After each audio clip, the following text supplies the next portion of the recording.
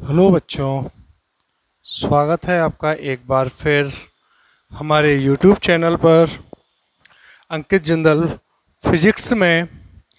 आज मैं आप लोगों के लिए लेक्चर नंबर 3 स्टार्ट कर रहा हूं, विद्युत विभव एवं विभवांतर का।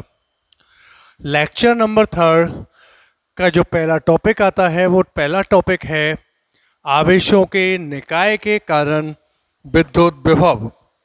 यानी जब बहुत सारे आवेश एक जगह पर कार्यरत हों तो उन सब आवेशों के कारण किसी एक बिंदु पर विद्युत विभव का मान क्या होगा वो हम लोगों को निकालना है।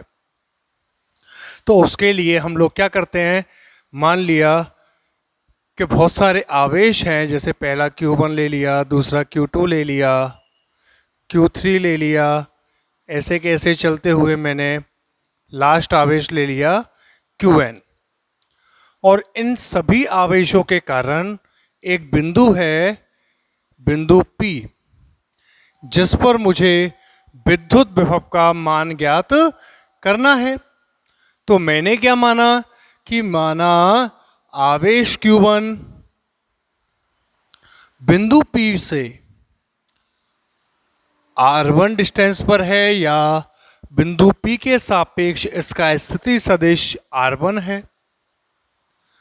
आवेश Q2 का जो स्थिति सदिश है वो R2 है। Q3 का मान लिया R3 है। और Qn आवेश का स्थिति सदिश मैंने क्या माना, Rn। स्थिति सदिश वेक्टर लगा सकते हैं।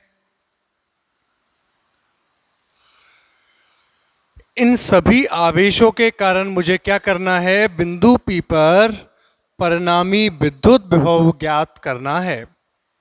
ठीक है, तो एक साथ तो सबके लिए नहीं निकाल सकता, तो मैं क्या कर दूं, एक एक आवेश को पकड़ लें। तो पहले माना आवेश Q1 के कारण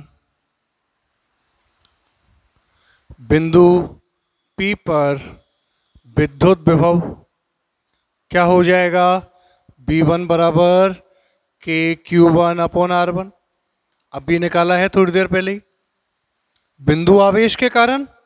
और जब अकेला मैं Q1 ले रहा हूं तो वो बिंदु आवेश ही तो हो गया। इसी तरीके से आवेश Q2 के कारण किस पर, बिंदु P पर क्या, विद्युत विभव क्या हो जाएगा, V2 बराबर के Q2 अपॉन R2। ऐसे ही चलते हुए Q3 के कारण भी आ जाएगा, V3 बराबर के Q3 अपॉन R3। इसी तरीके से Qn आवेश के कारण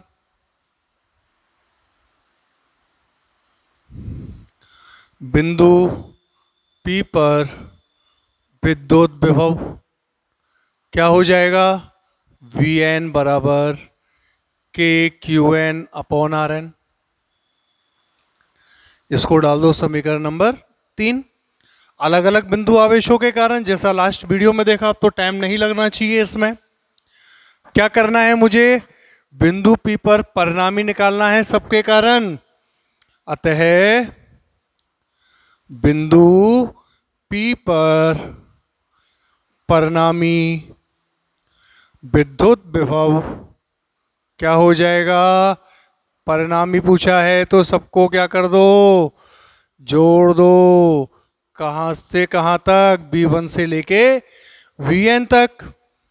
तो B बराबर क्या हो जाएगा, के Q1 अपॉन R1 प्लस के Q2 upon R2 S so on के Qn अपॉन Rn।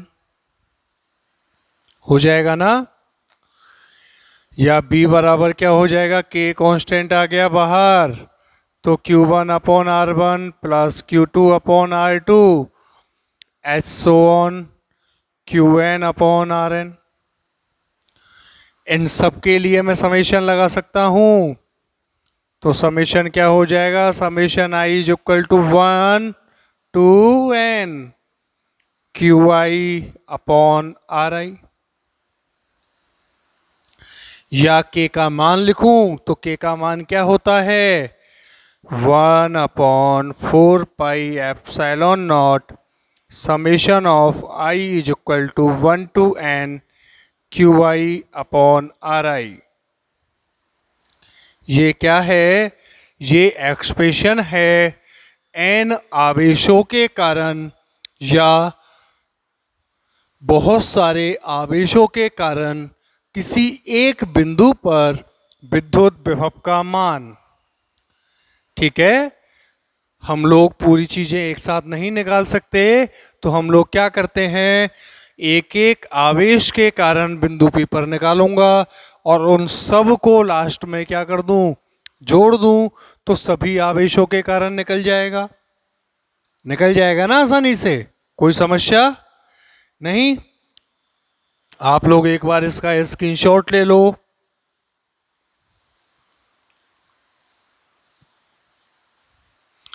नेक्स्ट बहुत इंपॉर्टेंट टॉपिक आता है मेरा, बहुत बहुत important, very very very very important. क्या है क्वेश्चन, विद्युत द्विध्रुव के कारण R comma theta, R comma theta क्या होता है, ध्रुवीय निर्देशांक होते हैं ना, polar dimension. R comma theta पर स्थित किसी बिंदु पर विद्युत विभव का मान ज्ञात करना है। बहुत इंपॉर्टेंट टॉपिक है और बहुत ध्यान से समझना है। आप ये मानो कि राजस्थान बोर्ड में 4 नंबर सीधे मिलेंगे इसके, बिना किसी डाउट के और बिना किसी सस्पेंस के। ठीक है ना, समझना है इसको ढंग से। एक एक शब्द पकड़ता हूं, विद्युत द्विध्रुव। विद्युत द्विध्रुव पढ़ा है ना पहले, आप लोग कहोगे हाँ सर पढ़ा तो है। क्या पढ़ाया मैंने, कि सर 2 बिंदु होते हैं जिन पर परमाणु में समान लेकिन विपरीत प्रकृति के आवेश होते हैं। 2 परमाणु में समान परंतु विपरीत प्रकृति के आवेश एक दूसरे से कितनी दूरी पर, अल्पतम दूरी। अल्पतम दूरी को क्या नाम दे दिया मैंने, 2a नाम दे दिया, 2a ही लिया था। के कारण आर कोमा थीटा पर स्थित किसी बिंदु पर, आर कोमा थीटा यानी ध्रुवीय निर्देशांकों पर। ठीक है ना, तो मैंने माना पहले इसको विद्युत द्विध्रुव को क्लियर कर लूं। इस द्विध्रुव का मध्य बिंदु है मान लो O, मान लिया ना, और बिंदु A से इसकी दूरी है स्मॉल a, और बिंदु B से भी इसकी दूरी क्या हो गई, स्मॉल a हो गई। नॉर्मल है ये चीज, तो हम लोग बहुत अच्छे से जानते हैं।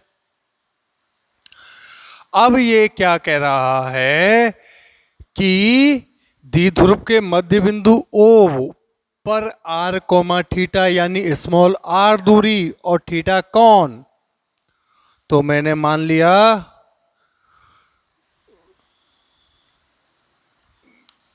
कि मध्य बिंदु O से द्विध्रुव से थीटा कोण पर, कितने कोण पर, थीटा कोण पर, और स्मॉल r दूरी पर कोई बिंदु है क्या, मेरा बिंदु P, जिस पर मुझे क्या ज्ञात करना है, जिस पर मुझे विद्युत विभव ज्ञात करना है।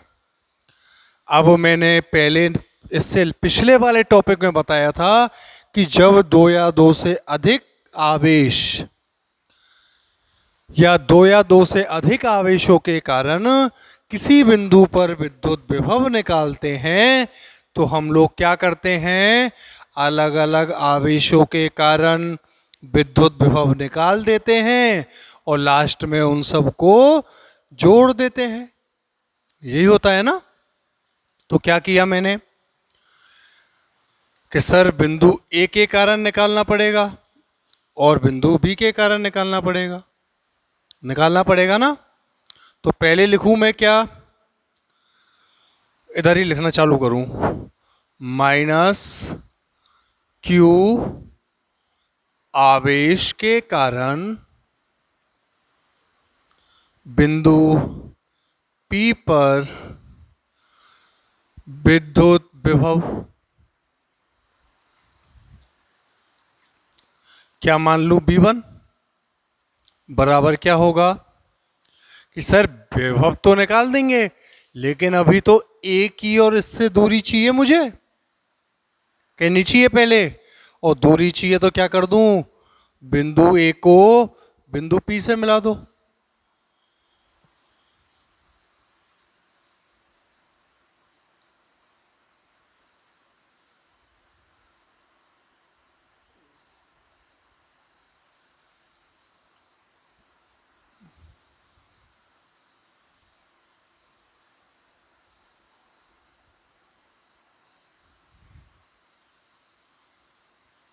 बिंदु A को किससे मिला दिया, बिंदु P से, और बिंदु A को जब बिंदु P से मिला दिया तो इस डिस्टेंस को क्या मान लिया मैंने, R1।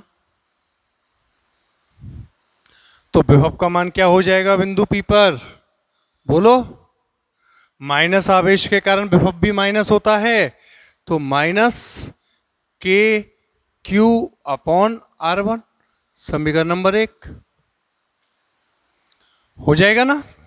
R1 मेरी मानी हुई डिस्टेंस है, जबकि क्वेश्चन ने मुझे r, थीटा दे रखा है, यानी मुझे R1 का मान निकालना होगा अभी। और देखो अब निकालो सर बिंदु B के कारण, तो बिंदु B को भी किससे मिला दो, बिंदु P से मिला दो, और दूरी को क्या मान लो, R2 मान लिया। तो अब क्या लिखूं, प्लस Q आवेश के कारण बिंदु P पर विद्युत विभव क्या हो जाएगा, V2 बराबर प्लस के क्यू है, तो प्लस के क्यू अपॉन R2, समीकरण नंबर 2। आवेश दो ही है ना, एक माइनस क्यू है, दूसरा क्या है, प्लस क्यू। मुझे क्या करना है, बिंदु P पर कुल विभव चाहिए, तो बिंदु P पर परिणामी विद्युत विभव क्या हो जाएगा, B बराबर B1 प्लस B2, तो B बराबर क्या हो गया, माइनस के क्यू अपॉन R1 प्लस के क्यू अपॉन R2। दोनों में से क्या आ गया, के क्यू बाहर आ गया, तो क्या बच गया, 1/R2 माइनस 1/R1, समीकरण नंबर 3। आंसर तो ये है, लेकिन इसमें क्या चक्कर है कि हमसे जो क्वेश्चन पूछा गया है वो क्वेश्चन पूछा गया है R और थीटा के रूप में पूछा गया है, तो मुझे जो आंसर लाके आना है वो R और थीटा के रूप में लाना है। लेकिन आंसर आ रहा है R1 और R2 के रूप में, और R1 और R2 क्वेश्चन ने नहीं दिया है, हमने माने हैं। तो हमने जो माना है उसका मान तो हमको रखना पड़ेगा ही, कि नहीं पड़ेगा। तो अब हमारा टारगेट क्या है कि R1 और R2 के मान रख दें इसमें, तो हमारा आंसर आ जाए। R1 R2 के मान कैसे निकालें, किसके रूप में, R और थीटा के रूप में। तो मैंने क्या किया कि बिंदु B से एक लंब डाल दिया इस रेखा के ऊपर, जो रेखा OP है, इस रेखा OP पर मैंने क्या डाल दिया, एक लंब डाल दिया, ठीक है। बिंदु B से OP के ऊपर क्या डाला, एक लंब डाला। तो लंब डालने पे क्या हुआ, लंब डालने से क्या हो गया, अब इस दूरी पॉइंट को नाम दे दूं मैं M, तो जो डिस्टेंस है मेरी PM वो लगभग बराबर हो जाएगी किसके, PV के। हो जाएगी या नहीं होगी, या फिर PV लगभग बराबर हो जाएगा PM। इस दूरी का तो मान मुझे पता है नहीं, लेकिन मुझे यह मालूम है कि OP कितना है, तो इस PM को मैं OP माइनस OM लिख सकता हूं। इसको और क्लियर करने के लिए इसको ऐसे लिख दो, पी वी लगभग बराबर हो जाएगा पीएम के, और पीएम बराबर मैंने क्या लिख दिया, ओपी माइनस ओएम। क्यों लिखा? क्योंकि ओपी मुझे मालूम है। पीवी की वैल्यू क्या है? पीवी की वैल्यू है क्या? R2 लगभग बराबर हो गया किसके? ओपी। ओपी बराबर क्या है? R माइनस बचा क्या? OM। OM मुझे ज्ञात करना है और ये भुजा मुझे दे रखी है A। तो ये क्या है? 90 के सामने वाली भुजा, 90 के सामने वाली भुजा क्या होती है? कर्ण होती है। तो कर्ण मुझे दे रखा है और ये लंब है, तो ये वाली भुजा क्या है? आधार। तो आधार और कर्ण में रिलेशन क्या होता है? ये तो जानते हो आप, चूंकि आधार बटे कर्ण बराबर होता है क्या? कॉस थीटा होता है। तो आधार का मान क्या है? OM, और इसकी वैल्यू क्या है? OB। तो क्या हो गया? OM बराबर हो गया क्या? OB कॉस थीटा, या फिर OM बराबर क्या हो गया? OB का मान क्या है? A cos theta. तो R2 बराबर क्या हो गया? R minus A cos theta. समीकरण नंबर 4 हो गया या नहीं हुआ? हो गया ना? ये किस में है? इस डायग्राम में, या फिर त्रिभुज को नाम दे दो त्रिभुज OPB में। निकल जाएगा यहां तक। अब और क्या करता हूं? और मैं ये करता हूं कि जो भुजा है मेरी PO, इस PO भुजा को और आगे बढ़ाता हूं। कहां तक? N तक। और बिंदु A से एक लंब डालता हूं इस भुजा के ऊपर।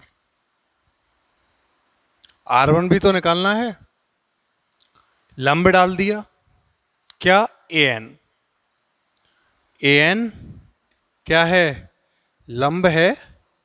किस पर? PN पर। जब ये लंब हो गई तो क्या हुआ? तो मेरी भुजा PA लगभग बराबर हो गई किसके? PN के। जो मेरी भुजा PA है, ये PA भुजा किसके बराबर हो गई? PN के बराबर हो गई।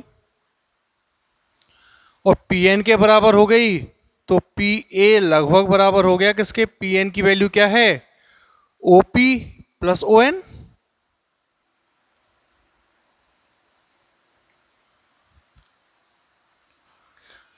PA का मान क्या है? R1 लगभग बराबर हो गया।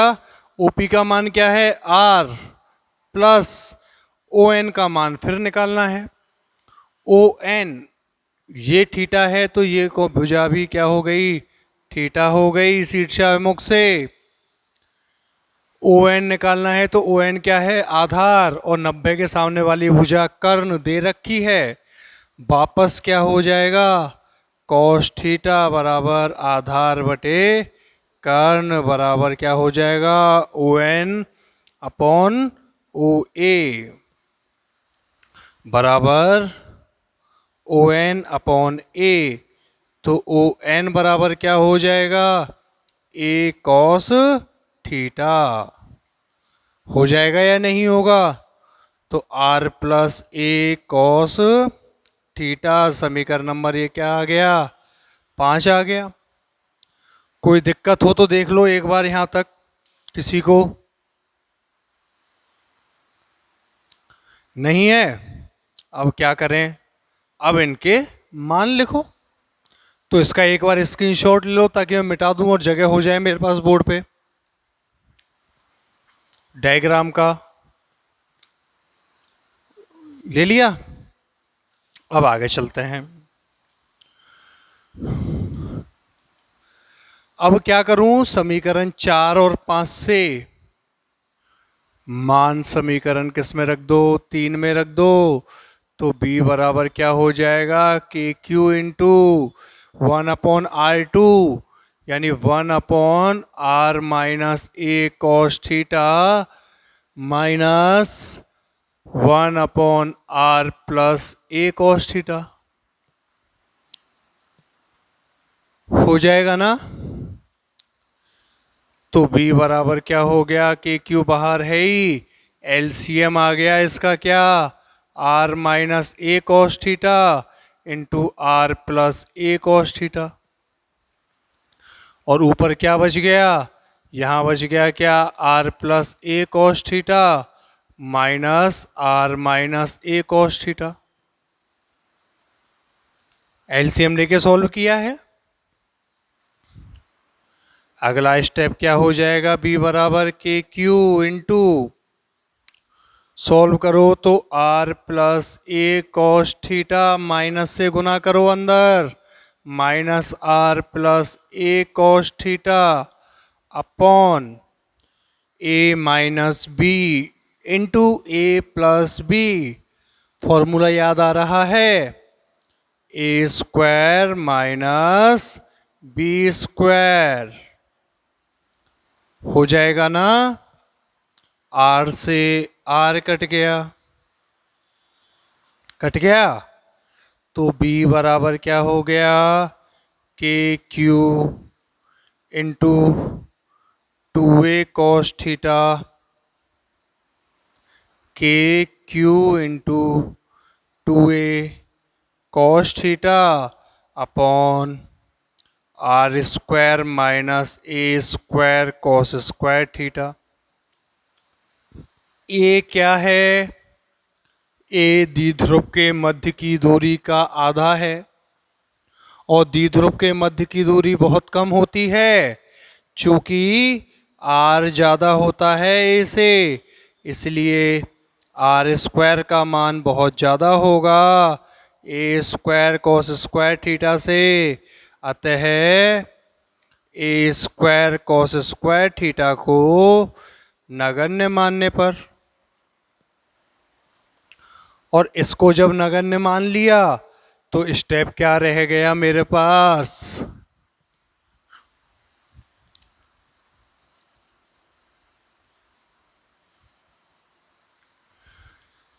जब इसको नगण्य माना हमने तो स्टेप क्या रह गया, B बराबर K Q into 2a cos theta upon R square रह गया ना, कि नहीं रहा, रह गया, कोई प्रॉब्लम नहीं। Q इंटू 2a कुछ याद आ रहा है, याद आ रहा है सर, पुरानी परिभाषा है किसकी, विद्युत द्विध्रुव आघूर्ण की। क्या होता है, P बराबर Q into 2a, then B बराबर क्या हो जाएगा, K P cos theta upon R square. ये तो कहाँ आया, अब R1 R2 सारे मान गायब हो गए, सिर्फ मान किसके रूप में है, R और थीटा के रूप में आ रहा है ना, R और थीटा के रूप में। अब हमको क्या चाहिए, अब हमको क्या चाहिए कि सर विभव तो आ गया, लेकिन क्वेश्चन में दो तरीके और पूछे जाते हैं। कौन कौन से, किसी बिंदु, तो वो बिंदु कहीं पे भी हो सकता है, कहाँ कहाँ, चाहे तो अक्ष पे हो चाहे निरक्ष पे हो सकता है ना।